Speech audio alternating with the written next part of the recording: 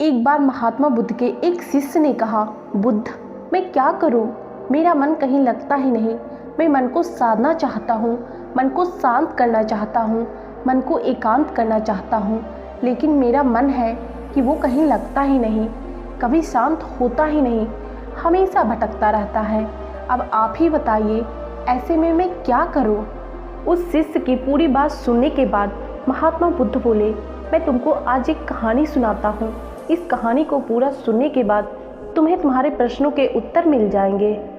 बुद्ध बोले, एक बार एक गुरु अपने कुछ शिष्यों को ध्यान साधना सिखा रहे थे। तभी एक शिष्य ने खड़े होकर कहा, गुरु जी, मेरे मन में पिछले कई दिनों से एक प्रश्न चल रहा है, लेकिन मुझे इसका उत्तर नहीं मिल पा रहा है। क्या मैं आपसे वो प्रश्न पूछ सकता हूँ? गुरु बोले, बिल्कुल पूछ सकते हो, पूछो क्या पूछना है। शिष्य बोला, जैसे हम सब खाना खाते हैं तो हम सब की भूख मिट जाती है, लेकिन ध्यान के संदर्भ में ऐसा नहीं होता। हम सब आपके बताए अनुसार एक जैसा ही ध्यान करते हैं, लेकिन कोई पहले और कोई बाद में ध्यान को उपलब्ध होता। जैसे खाने से हम सब की भूख मिट जाती है, वैसे ही ध्यान के बाद हम सब के मन शांत हो जाने चाहिए, लेकिन ऐसा नहीं होता है। आखिर क्यों? गुरु बोले, कल गांव के सेठ के घर मुझे खाने पर बुलाया गया है, तुम भी कल मेरे साथ वहाँ चलना। इतना कहकर गुरुजी वहाँ से चले गए। अगले दिन गुरु और शिष्य उस सेठ के घर गए। वे दोनों सेठ के घर के अंदर पहुँचते हैं। उस सेठ की पत्नी ने भोजन पर बुलाया था। उन दोनों के साथ वह सेठ भी भोजन करने बैठ जाता है। जैसे ही सेठ भोजन का पहला निवाला अपने मुंह के अंदर डालता है, भोजन की थाली को उठाकर फेंक देता है और अपने नौकर से कहता है, इतना बेकार खाना बनाया है, इसमें बिल्कुल भी स्वाद नहीं, जाओ जाकर मेरे लिए दूसरा भोजन बनाकर लाओ। इतना कहकर वह वहाँ से उठकर चला जाता है। सेठ की पत्नी गुरु और शिष्य से माफ़ी मांगती है और उन्हें बड़े प्रेम से भोजन परोसती है। दोनों भोजन करते हैं, लेकिन गुरु अंत में 2 रोटियां अपने थाली में छोड़ देते हैं और उस सेठ की पत्नी से कहते हैं, क्या ये दोनों रोटियां आप मुझे एक कपड़े में बांधकर दे सकती हैं? सेठ की पत्नी ने दोनों रोटियों को बांधकर उस गुरु को दे दी। फिर वहाँ से गुरु और शिष्य दोनों निकल जाते हैं। रास्ते में गुरु ने शिष्य से पूछा, तुम्हें भोजन कैसा लगा? शिष्य बोला, भोजन तो स्वादिष्ट था। गुरुजी बोले, सिर्फ स्वादिष्ट, इससे आगे तुम्हें कुछ नहीं लगा? शिष्य बोला, इससे आगे क्या हो सकता है? भोजन अच्छा था, स्वादिष्ट था, मेरा पेट भर गया, और क्या? गुरु बोले, एक बात बताओ, जब भोजन स्वादिष्ट था तो उस सेठ को स्वादिष्ट क्यों नहीं लगा? शिष्य बोला, गुरुजी, ये बात तो मुझे भी समझ नहीं आई। भोजन तो अच्छा बना था, लेकिन पता नहीं क्यों उस सेठ को पसंद नहीं आया। मुझे तो कुछ समझ नहीं आया, आप ही बताइए ऐसा क्यों हुआ? गुरु बोले, बताऊंगा, लेकिन अभी तुम मेरे साथ चुपचाप चलते रहो। काफ़ी देर चलने के बाद शिष्य बोला, गुरुजी, आखिर हम जा कहाँ रहे हैं?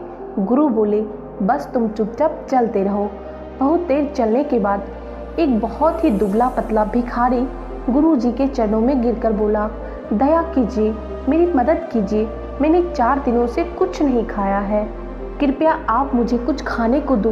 गुरु ने अपने पास रखे दोनों रोटी को उस भूखे इंसान को खाने को दे दी। रोटी देखकर वो खुश हो जाता है और उसे खाने लगता है। खाते वक्त उसके आंखों से आंसू निकल रहे थे। खाने के बाद उसने गुरु का धन्यवाद किया और वहाँ से जाने लगा। गुरु ने उसे रोक कर पूछा, पहले ये तो बताओ, भोजन का स्वाद कैसा था? वो आदमी बोला, स्वाद तो था ही नहीं। इन रोटियों में तो साक्षात परमात्मा था, जीवन था, अमृत था इन रोटियों में। इतना कहकर वह गरीब इंसान वहाँ से चला गया।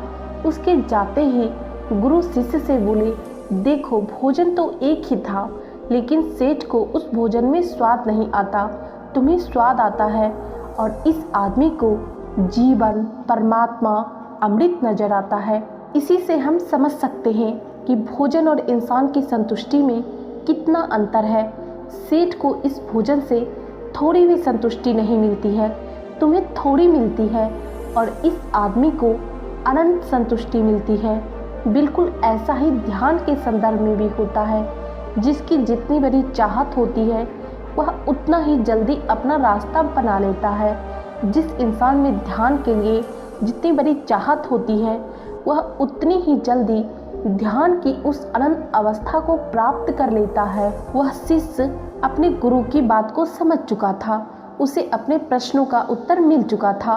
कहानी को समाप्त करते हुए महात्मा बुद्ध अपने उस शिष्य से कहते हैं कि गुरु के शिष्य को तो उत्तर मिल गया, लेकिन तुम्हें तुम्हारा उत्तर नहीं मिला है कि मन क्यों नहीं लगता। सबसे पहले तुम ये समझो, जो लग जाए वो मन ही नहीं, मन का तो काम ही है भटकना, एक जगह से दूसरी जगह पर भागते रहना। महात्मा बुद्ध आगे बोले, अब आप लोग सोच रहे होंगे, अगर मन का काम भागना ही है तो क्या हम जिंदगी भर भागते रहेंगे? क्या हम कभी भी रुकेंगे नहीं? अगर जीवन को ध्यान से देखा जाए तो जीवन ऐसा ही है, इंसान जन्म से लेकर मृत्यु तक भागता ही रहता है। जो इस भागा दौड़ी से पीछे आ जाते हैं वो भागना बंद कर देते हैं, क्योंकि वो जाग चुके होते हैं, वो जीवन की सच्चाई को समझ चुके होते हैं, इसलिए वो व्यर्थ की चीज़ों के पीछे भागना बंद कर देते हैं। दोस्तों, इस कहानी को सुनने के बाद मैं थोड़ी सी तो उम्मीद कर सकती हूँ कि आप लोगों को अब समझ में आ चुका होगा कि आखिर हमारा मन क्यों नहीं लगता। इस कहानी से आपको क्या सीखने को मिला, कमेंट करके ज़रूर बताइएगा। आज के वीडियो में इतना ही, मिलते हैं नेक्स्ट वीडियो में, तब तक के लिए धन्यवाद।